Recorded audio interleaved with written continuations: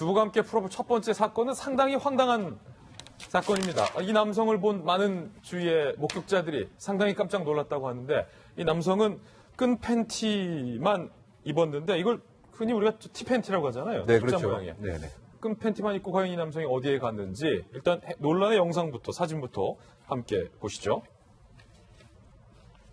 자, 이거 시내 한 카페에서 남성이 커피를 주문하러 왔는데 지금 보시는 것처럼 끈 팬티 위에는 제대로 잘 차려입었는데 아래를 저기에 바지를 하나 더 입었으면 논란이 안 됐을 텐데 지금 끈 팬티만 입고 커피를 주문하는데 너무나도 당당하게 너무나도 태연하게 저렇게 커피를 주문하고 있어서 오히려 본 분들이 깜짝 놀라고 당황해하고 있는 그런 상황입니다. 도대체 이 남성이 끈 팬티만 입고 왜 이곳에 출몰을 했는지 그 심리는 무엇인지 법적으로 과연 어떻게 처벌할 수 있는지 여러 가지 이야기를 좀 나눠보겠습니다. 이 사건의 전말도 함께 살펴보시죠.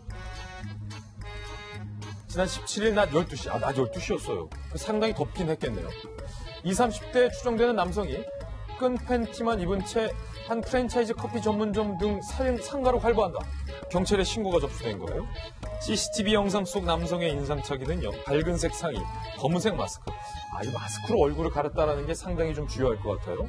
그리고 논란의 그 문제의 끈 팬티를 착용한 상태이니까 당연히 엉덩이가 고스란히 노출이 됐고 흰색 운동화, 양말도 신었고 음료를 주문하고 음료 받아서 나갔다는 거예요. 경찰의 이야기. 커피 전문점에서 남성을 업무방해 혐의로 고발해서 신상을 확보 중이다.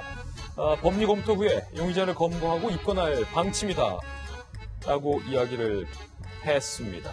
자, 일단은 이 교수님. 네. 아니, 이분이 왜 이러는지부터 좀 한번 진단을 해봐야 될 것 같아요. 이게 너무나 태어났다는 거예요. 당당했다는 거예요. 그렇죠. 그러니까 우리가 이야기하는 성도착의 한 모습이 아닌가 일단 평가할 수 있습니다. 그렇게 분석되세요? 네, 일단 두 가지 모습이 가장 특징적인 거죠. 신체의 특정 부위를 노출하려고 하는 이런 모습이 있었다고 하는 점에서 소위 그 노출증의 그 모습도 보인다. 특히 그 점에 있어서 이제 엉덩이냐 아니면 신체의 특정 부위냐에 따라서 사실 공연음란죄의 그 성립 요건이 되기도 합니다. 예. 뿐만이 아니고 지금 언급하신 바와 같이 이른바 그 티팬티라고 하는 특정 복장에 대해서 일정한 도착 현상이 있는 것은 아니냐. 그런 것도 있어요? 특정 복장에 뭔가 꽂히는. 그렇죠. 그래서 그것을 복장 도착증이라고 평가하기도 합니다.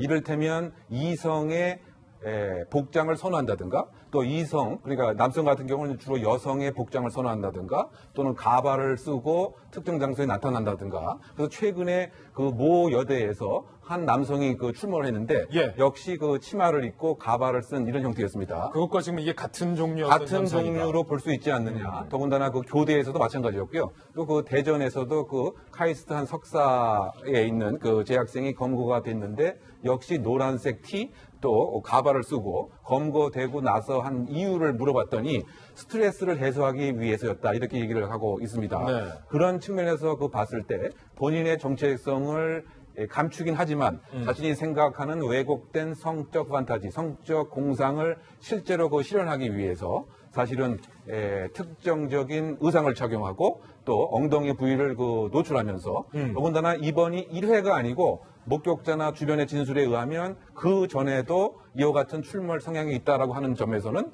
성도착의 모습이 일단 큰 것이 아닌가 생각되고요. 가장 큰 위험성은 이와 같이 성도착에만 매몰돼서 국한되는 것이 아니고 진화 발전할 수 있다고 하는 문제가 있습니다. 이를테면 물품 음란증에서부터 접촉을 시도한다든가 그 다음에 이른바 성추행 또는 성폭행까지 진화 발전할 수 있기 때문에 그 위험성이 있는 행위라고 생각이 됩니다. 그렇군요. 말씀 들어보니까 상당히 위험천만한 행위로 지금 들리는데 또 일견 드는 생각이 제가 법을 잘 전문가가 아니니까 손소 변호사님 이게 조금 애매한 부분이 있는 게 예컨대 신체의 일부를 대놓고 노출을 해서 이른바 공공연한 장소에서 음란 행위를 한 것으로 이것을 과연 볼 수 있느냐. 어쨌든 옷을 갖춰 입었는데 그게 모양이 이제 끈 팬티라 지금 논란이 되는 거잖아요. 그렇죠. 형사적으로 어떤 처벌을 받을 수 있는가 또는 경우에 따라서는 처벌 대상이 아닐 수도 있는 겁니다. 하나하나 따져봐야 되는데요. 일단 업체에서는 지금 업무방해죄로 고소했습니다. 업무방해. 그런데 이 업무방해라는 게 실제로 업무방해의 결과가 발생했다 하더라도 언제나 다 성립하는 범죄는 아니에요. 즉 요건이 위계, 허위사실 유포, 뭐 속이거나 예. 허위사실 유포하거나 이런 경우. 그러니까 이분은 그냥 그 끈 팬티가 입어서 놀러 다니는 거지 와서 커피 주문해서 그냥 나갔다. 네. 뭔가 딴거 방해하진 않았다는 거죠. 또 위계 말고 또 하나가 있는 게 위력입니다. 위력. 그런데 그동안의 그 대법원 판례들을 볼 때요.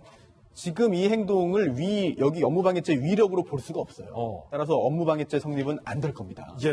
그럼 두 번째, 공연 음란죄가 있죠. 예. 공연 음란죄. 공연이 이제 음란한 행위를 하면은 형사처벌 대상이 됩니다. 지금 대법원 판례가 지금 나오고 있는 것이죠. 예.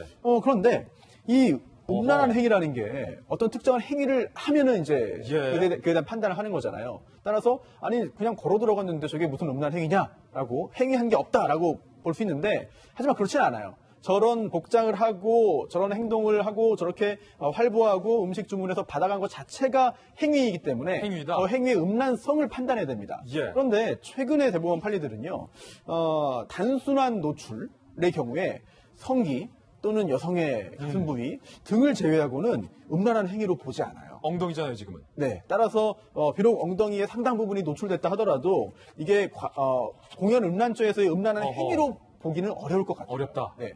그러면 아무것도 없느냐? 그렇지는 않습니다. 하나 남아있는 게 바로 경범죄 처벌법이 있잖아요. 경범죄네요. 네. 그럼 여기에 보면은요. 과다 노출죄가 있습니다.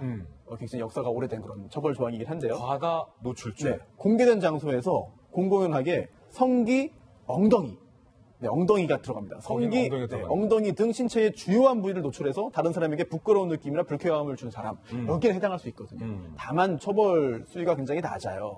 10만 원 이하의 벌금구류 과료입니다. 10만 원. 네, 하지만 그렇다 하더라도 지금 저 행위가 중한 범죄로 보기는 어렵다 하더라도 그래도 법 위반이다, 범죄다. 라는 그런 판단을 이미 경찰도 내리고 지금 그렇게 경범죄 처벌법 적용해서 지금 그렇군요. 수사를 하고 있습니다. 네. 참, 심리적으로도, 범죄 심리적으로 한번 분석을 해봤고, 또 법적으로도 좀 여러 가지 고민될 부분이 많다라는 것도 한번 짚어봤습니다. 어쨌든, 끝패티는 안 된다. 그 두 분 동의하시는 거죠. 그렇죠. 다만 이제 그 성적 목적으로 다중 이용 시설을 들어간 경우 성폭력 특별법에 의하면 성적 목적 공공장소 침입죄 이렇게 있긴 합니다.